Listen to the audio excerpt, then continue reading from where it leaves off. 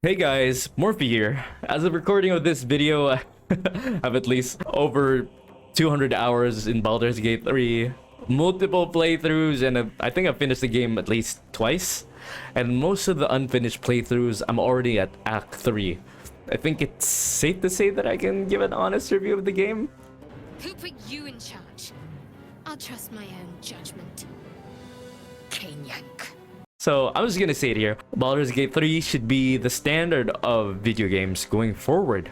The level of transparency with the community updates, zero release DLC, and zero microtransactions, AAA video game companies should take note. This isn't a flash in a pan or a fluke.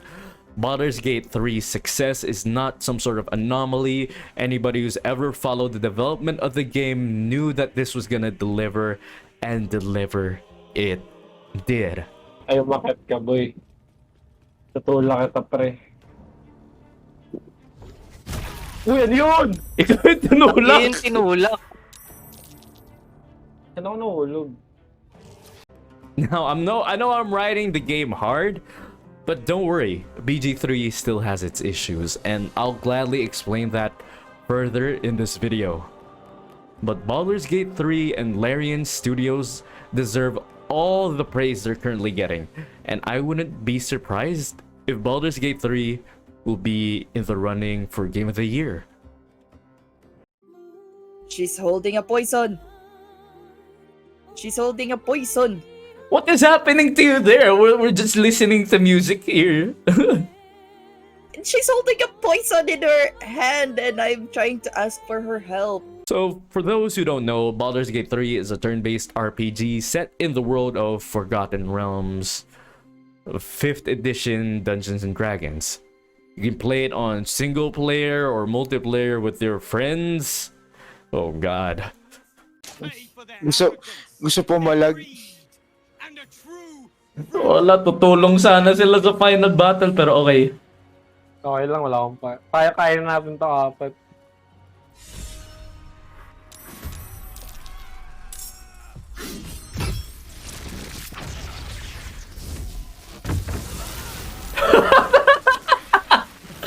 Naubos sila. Sila na! Nag-agro sila! Na-lightning sila! Oh, tangina!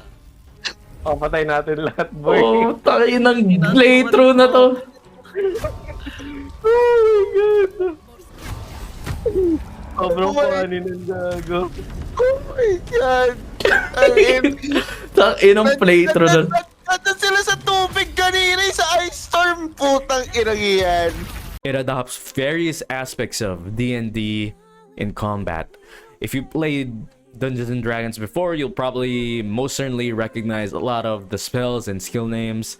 If you played the game Solasta, Crown of the Magister, then you'll also be familiar with various features of Baldur's Gate 3's gameplay, stuff like short rests, long rests. For gamers who have played Solasta or even Pathfinder, which technically the Pathfinder games have a different D&D rule set, but the gameplay will feel familiar.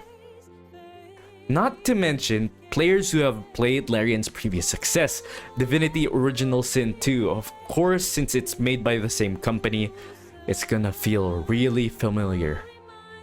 From the font to the combat HUD to the combat itself with action points and how far you can hit a spell, it feels like home, doesn't it? Putang inang. Kaya nag-good playthrough ako sa solo. Ina-expect ko na. Palit cleanse sa mga pinaggagawa natin dito. Chaotic neutral yung run natin. Chaotic. Parang chaotic evil na eh. Oh! Oh shit! Uy! Dapat yung minat lang yun. Gagawa. Ba't yung picture? No witnesses. No witnesses. Ayun na. Yung laman na to. Ano, kinabla naman ang puta.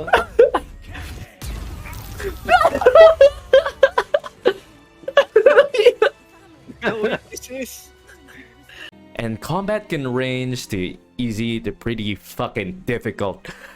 The great thing about this game is it gives you the tools to be strategic about how you approach combat, even on easy difficulty. The wrong build or just blindly charging your characters toward the enemy, it will backfire on you. Remember your character sheets and stats. Let the tanks tank, and let your squishier units hang back. Or just use a really overpowered lifted skill, a speed haste effect, or, you know, a wizard spell to end combat in a single turn. Yun.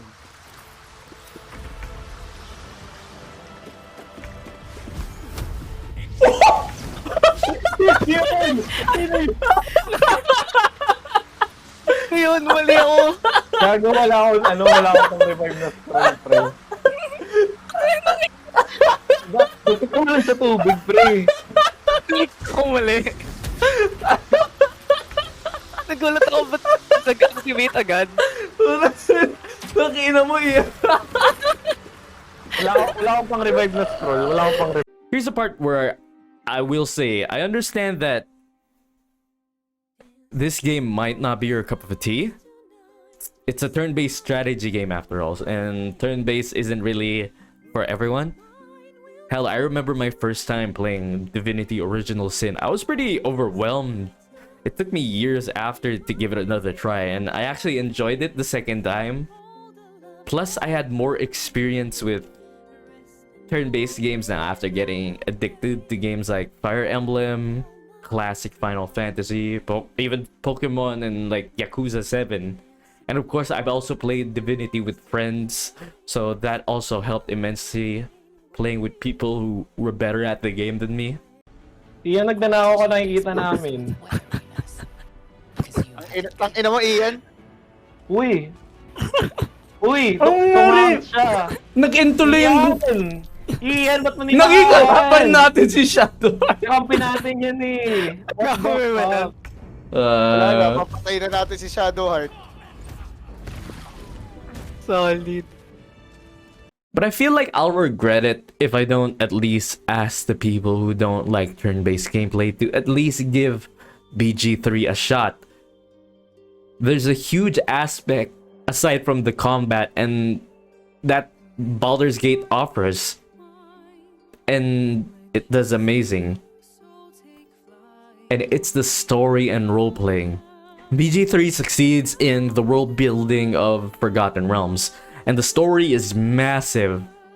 A massive story cut into 3 acts, and of course you can create a character, or select an origin character, and the origin character is basically like the companions of your party that you can also select to be your main playable character. I'm about to do something. What did you do? I killed Lae'zel. Already? I shoved her off. I got an achievement for doing it too. Oh my god, I was supposed to kill her though. It's fine. They all have their overarching plots, their storyline goes on, and you can shape how it turns out. Yes, you the player, you can make choices that branch the story in different directions. If you played a BioWare RPG, you know how this goes. Your choices impact the story, your actions have consequences, your companions can react to the choices you make, they can even leave you if they disagree with you. And a really great feature of this game is the dice roll. Some big choices are decided on a dice roll. If you get the number needed or above the number, congrats, something good's gonna happen. Ano mangyayari mo itutulak mo? Pwede mo mag-reroll? Reroll mo na. May 3 inspiration pa naman ako. Sige, okay lang. May approval ako nung sa akin. Dun. Putang, kulang ng isa, 14. Sige, okay lang. Okay Kanina lang. naubos Dito. inspiration. Yun, 19! Nice. Let's go. Tara, let's go!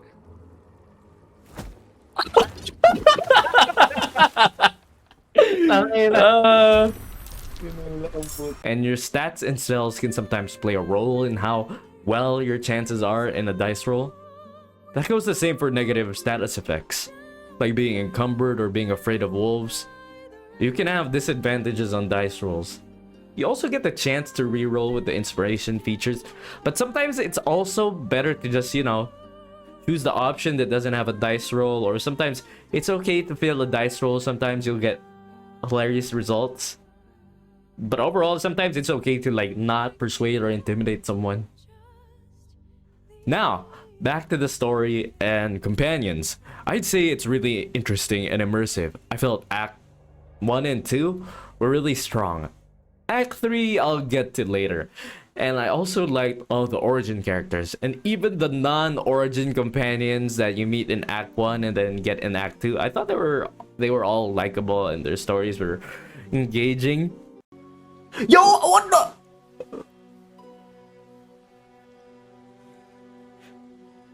She given Astarion the Gok 3000. Shadowheart is a worshipper of Shar who has this mysterious orb that coincidentally plays a big role in keeping your party alive. Then we got Lae'zel, a Githyanki, faithfully loyal to her queen. She's very militaristic and she hates weakness. Gale is a wizard from Waterdeep that you meet by pulling his hand out of portal. And then you got Astarion. He's a vampire spawn who somehow can, stand in the sunlight. And, he can enter houses uninvited. Basically every vampire stereotype. He's not susceptible or weak to it. And then we got Will, who's a famous Baldurian hero who just so happens to have formed a pact with, a very luscious devil. Ano yan? Yo! Wow. Parang natatakot ka, pre. Siyempre, demonyo yun eh. Your hunger pulls you toward her. The hunger for the twin. Let's fucking go. Solid! 20 FPS! Mizora's lips meet yours and Nessus rises. You are locked in torrid struggle. Yeah. May ginagawa ba kayo? Sobrang detailed naman ng sex scenes dito. Putang ina yan. Then we got Karlach. She's a tiefling sold into servitude to the archdevil Zariel, the same archdevil that Will's devil serves. And all of these origin characters have their own thoughts, opinions, and not only they react and interact to you, the player, but they also interact with each other. So some of them will be they can be hostile to each other, and that's why I love Baldur's Gate 3's companions. They really do feel alive and they're like their own people. It's not to say there aren't any issues with character arcs, writings, which finally brings me to the negatives. Baldur's Gate 3 is an amazing game, but it still has some huge flaws that I can't overlook. I can't call it a perfect game, and I certainly can't call it a 10 out of 10 just yet. And that's because I strongly believe this game is still incomplete. Let's start with the bugs. There are a lot of bugs in the game, which is why I recommend constantly saving your game after a fight or very important dialogue, because you never know when an important NPC will be unresponsive, or your dialogue will be unresponsive, or the game gets stuck in cloud saving syncing, which keeps you from making a new save or loading a save, so you gotta quit or restart. I've seen comments on social media where players start experiencing bugs in Act 2 and 3, and I believe them. Act 1 has the polish of thousands of early access players, but in my multiplayer gameplay, without spoiling anything, the Night Song quest for Act 2 and 3 completely broken for some reason. Without spoilers, it's just basically unresponsive, crucial characters. And that's not even mentioning the bugs that I didn't go through, the bugs that other people went through. Some people have complained that romancing other characters is bugged, like the love scenes, don't trigger, and that basically soft locks the romance. And then there are characters that's supposed to be dead, and then they show up later in the game. What? I mentioned earlier that I thought Act 1 and 2 were great, and that's true. Act 1 and 2 are definitely my favorite parts of Baldur's Gate 3. I think they're very strong, but to me, Act 3 feels weird for me. Not only is it the buggiest act and most likely to mess with your PC's performance, the quests, in my opinion, I feel like they're an absolute slog. You know, without spoiling Act 3, you know, Act 3 is the final act of the game. Aside from the main story, this is where most of the quest lines reach their, you know, the resolution, or even the climax, then resolution, which means most of Act 3 is boss battles galore. It's a boss rush, and I know there are players who enjoy that, but for me, I feel like there were too much. Those weren't even my favorite parts of Act 3, to be honest. My favorite Act 3 quest was the Iron Throne. That wasn't even a boss fight. It was like a rescue and escape type of battle. Another was like rescuing a bard, like strapped to a chair with smoke powder barrels behind him, while the enemy sets a trail of fire that will blow up barrels. And then there's also like a haunted house. You basically have to reach like the top of the house, but there's like since the house is haunted, there are things being thrown at you, like ghosts attacking you, and then there's like this skull like just thunder waving you until you fall off to the very bottom. And it's so frustrating, but it's so rewarding when you get to the top. And I thought those three like quest encounters, those were way better than just, you know, fight this boss fight, you know, boss fight. And I think Act 3 just has way too much.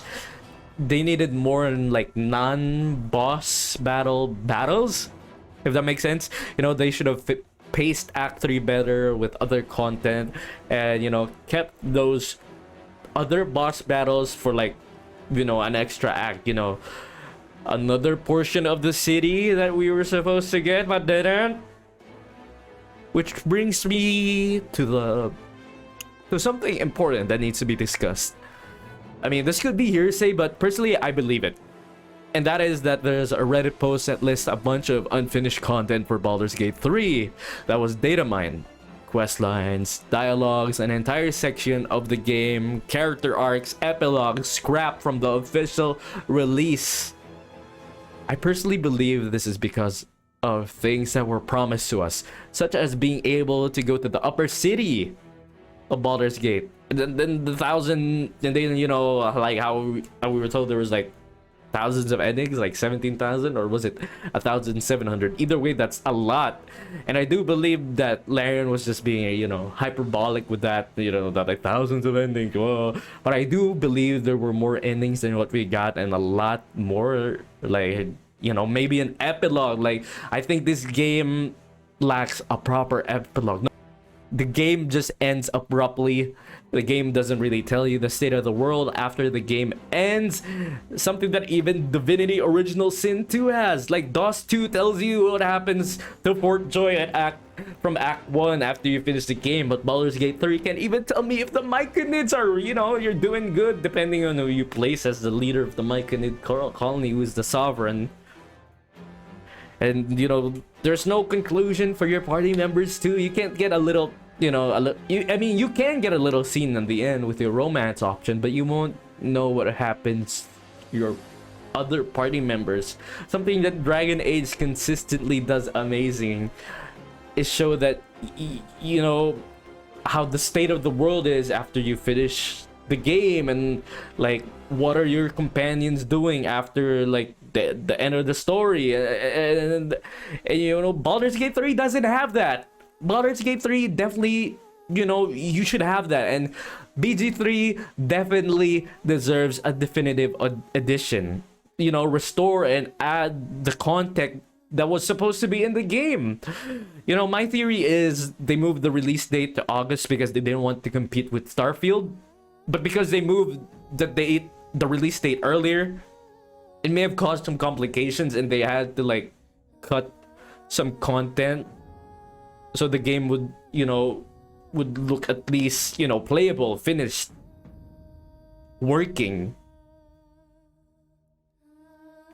And look, I criticize games like Cyberpunk for releasing an unfinished game. I'll do the same for Baldur's Gate 3. The only reason why I think public, reception for BG3 is better is because, the game is still great. Like, it's still amazing. Like, even with the bugs and the cut content, it's still an amazing game. I haven't even mentioned like other stuff like character creation's great, armor and loot great,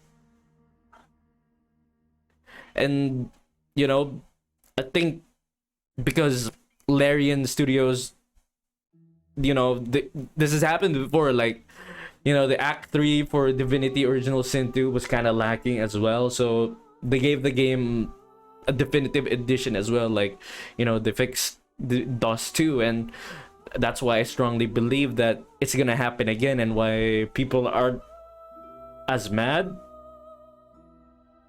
And plus, Baldur's Gate 3 is amazing. Baldur's Gate 3, and Larian will listen. Just make your voices heard, players, because Larian's, the devs are very like communicative, and as long as you make your voices heard, they will listen, which is why I believe that you should support this game and support the devs. Now that I've gotten that out of the way, I hope you'll understand why I can't just simply give Baldur's Gate 3 a rating. If I rate it high, it will seem like I'm excusing Baldur's Gate 3 at its current state. But if I rate it low or like in the middle, it still seems unfair, because the game is still amazing.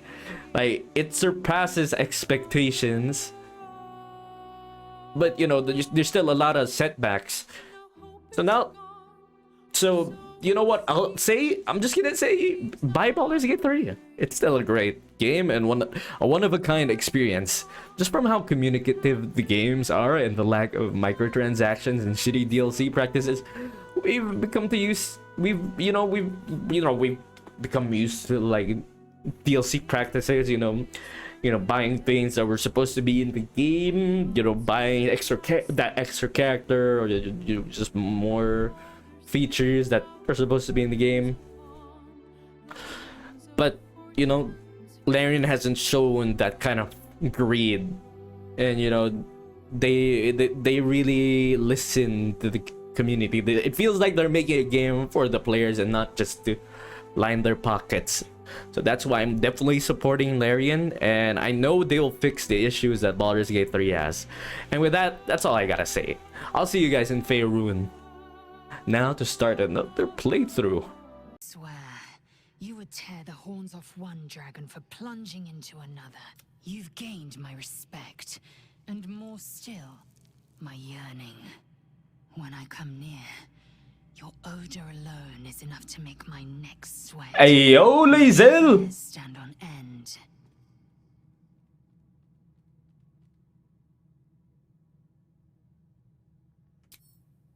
Good.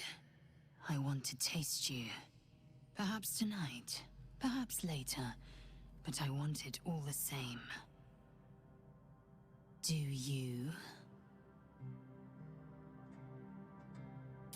Yes. Perhaps one night soon, I will come to your bunk and take what is mine. Yo! Until that night comes, I shall keep enjoying your scent. What the hell? What the hell?